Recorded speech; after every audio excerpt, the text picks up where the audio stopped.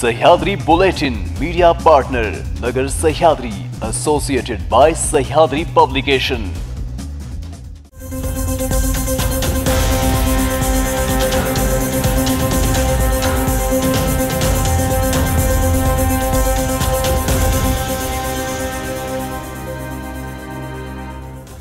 प्रेक्षको नमस्कार, मी मानसी। पाहूयात राज्यातील महत्त्वपूर्ण बातम्यांचा आढावा सह्याद्री बुलेटिन मध्ये।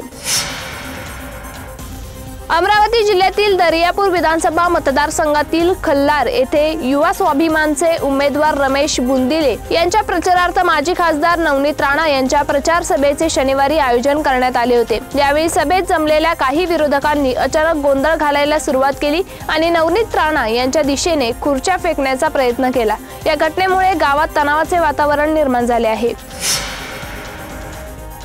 विधानसभा निवडणुकीचा प्रचार अंतिम टप्प्यात आला असून उद्या सायंकाळी 5 वाजल्यानंतर प्रचाराच्या तोफा थंडावणार असल्याने शनिवारला क्षेत्रातील अनेक उमेदवारांनी त्यांच्या प्रचारार्थ रॅली काढून प्रचार सभा आटोपल्यात। तसेच आज व उद्या उमेदवारांनी त्यांच्या विधानसभा क्षेत्रात प्रचारार्थ रोड शो व सभेचे आयोजन केले आहे। दरम्यान भंडारा विधानसभा मतदारसंघातील अपक्ष उमेदवार सौ देवांगना गाडवे यांनी शनिवारी पवनी तालुक्याच्या भुयार या शेवटच्या गावातून भव्य प्रचार रॅली काढून शक्ती प्रदर्शन करून भंडारा पवनी विधानसभा क्षेत्राच्या विकासासाठी आशीर्वाद देऊन आपल्या सेवेची संधी द्यावी असे आवाहन केले। यावेळी भुयार ते परसोडी धावली हातगाडी अशा घोषणा या रॅलीच्या प्रचारादरम्यान देण्यात आल्या। सदर मतदारसंघात एकूण 19 उमेदवार रिंगणात असून धनशक्ती विरुद्ध नारीशक्ती असा सामना रंगत आहे। प्रबळ आणि विजयाचे दावे करणाऱ्या उमेदवारांसमोर सौ देवांगना गाडवे यांनी मोठे आव्हान उभे केले असून त्यांनी शनिवारी भुयार, निलज, वाही आणि पवनी येथे त्यांची विशाल रॅली काढण्यात आली होती। या रॅलीत त्यांच्या हजारोंच्या संख्येने समर्थक व कार्यकर्ते सहभागी झाले होते। गावागावात त्यांच्या रॅलीला उत्स्फूर्त प्रतिसाद मिळाल्याचे दिसून आले आहे। कल्याण ग्रामीण मतदारसंघातील निवडणूक भरारी पथकाने शिळफाटा रोडवर तपासणी करताना एटीएम व्हॅनमधून 5.5 कोटी रुपयांची रोकड जप्त केली। ही व्हॅन हिताची कॅश मॅनेजमेंट कंपनीची असून नवी मुंबईवरून डोंबिवलीच्या दिशेने जात होती। या व्हॅनमध्ये 5,55,00,000 रुपये सापडले असून व्हॅनमधील रोख रकमेबाबत दस्तऐवज मागितले असता योग्य दस्तऐवज दिले नसल्याचा निवडणूक अधिकाऱ्यांनी सांगितले आहे। या कॅश बाबत संबंधित अधिकाऱ्यांनी काही QR कोड पुरावे दाखल दिले, मात्र तेही तंतोतंत जुळलेले नसल्याने निवडणूक अधिकाऱ्यांनी त्यांची माहिती आयकर विभागाला दिली असून पुढील चौकशी आयकर विभागाच्या अधिकाऱ्यांकडून केली जात आहे।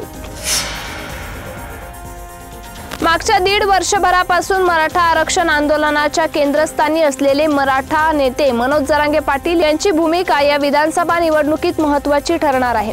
मनोज जरांगे पाटील यांनी या निवडणुकीत उमेदवार न देण्याचा निर्णय ऐनवेळी जाहीर केला असला तरी त्यांच्या आंदोलनाचा प्रभाव विधानसभा निवडणुकीत मोठ्या प्रमाणावर पडण्याची शक्यता आहे। अशा परिस्थितीत मनोज जरांगे पाटील यांनी काल नाशिकमधील लासलगाव येथे केलेल्या एका विधानामुळे मराठा आंदोलक भावुक झाले। मी थोड्याच दिवसाचा पाहुणा आहे, माझं शरीर मला साथ देत नाही असं भावनिक विधान मनोज जरांगे पाटील यांनी यावेळी केले।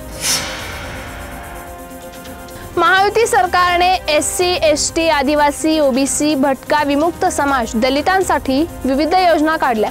त्यात शिष्यवृत्ती योजना, मोफत शिक्षण योजना, घरकुल योजना, बिरसा मुंडा योजना असे OBC व भटक्या विमुक्तांसाठी एकूण 48 निर्णय महायुतीच्या सरकारने घेतले।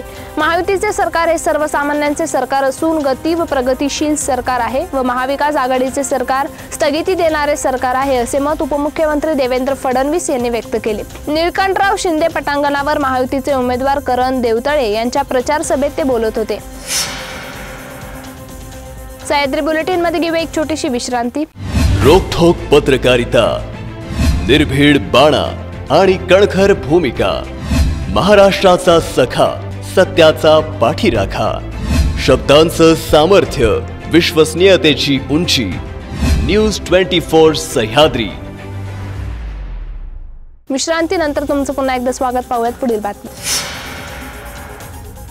महाराष्ट्रात 10 लाख कोटींची गुंतवणूक केल्याचा दावा केला जात आहे, परंतु सेमीकंडक्टर, एअरबस यासह 6,000हून अधिक उद्योग राज्याबाहेर गुजरातला गेल्याने 8 लाख नोकऱ्या गेल्या। जीएसटीने मोठे नुकसान झाले।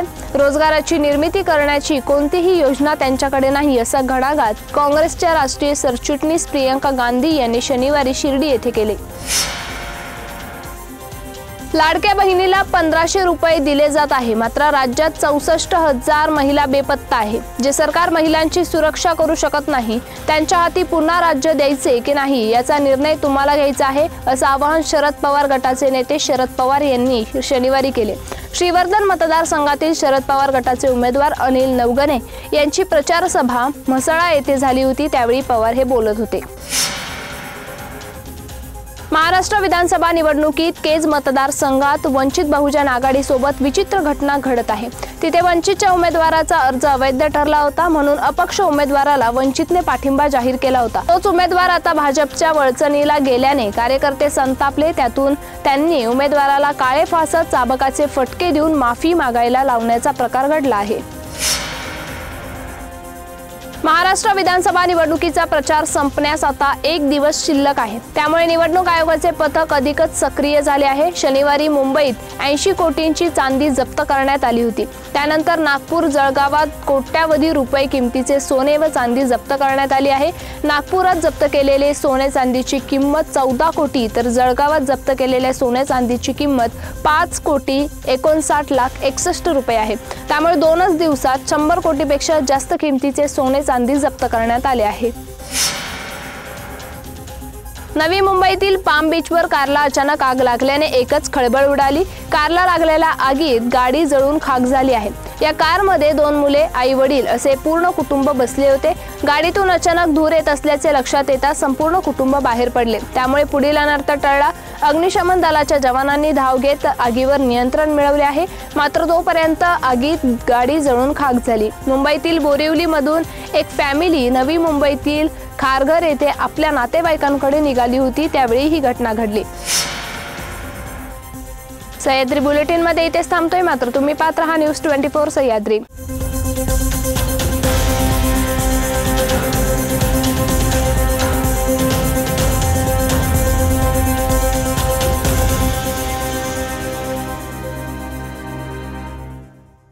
शब्दांचं सामर्थ्य, विश्वसनीयतेची उंची. न्यूज 24 सह्याद्री.